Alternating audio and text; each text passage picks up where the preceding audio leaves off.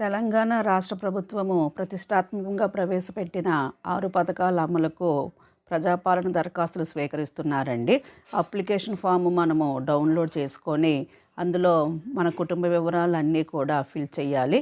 దరఖాస్తుదారు పేరు, స్త్రీ పురుషుడు అయితే అది, పుట్టిన తేదీ, Aadhaar number, ration card number, వర్కింగ్లో ఉన్న మొబైల్ నెంబరు అవన్నీ కూడా ఫిల్ చేసి మన కుటుంబ సభ్యుల పేర్లు కూడా రాయాలి. తర్వాత మన చిరునామా రాసిన తర్వాత మనం ఏ పథకానికి సూటబుల్ అవుతామో ఆ పథకానికి టిక్ చేసుకోవాలండి. గృహజ్యోతి పథకం, మహాలక్ష్మి పథకం, రైతు భరోసా పథకం అన్ని పథకాలు ఉన్నాయి. పథకాలు అన్నీ ఫిల్ చేసిన తర్వాత మనము ఆధార్ కార్డ్ నెంబర్ జిరాక్సు, అలాగే రేషన్ కార్డ్ జిరాక్సు మనము వాళ్ళకి ఇవ్వాలి. అవన్నీ ఇచ్చిన తర్వాత మనము నేను చెప్పినవన్నీ కూడా కరెక్టే అన్నట్టుగా డిక్లరేషన్ ఫామ్ సంతకం పెట్టాలి. ఫిల్ చేసిన అప్లికేషన్ ఫామ్స్ని గ్రామ పంచాయతీలో కానీ మున్సిపాలిటీలో కానీ సబ్మిట్ చేయాలి.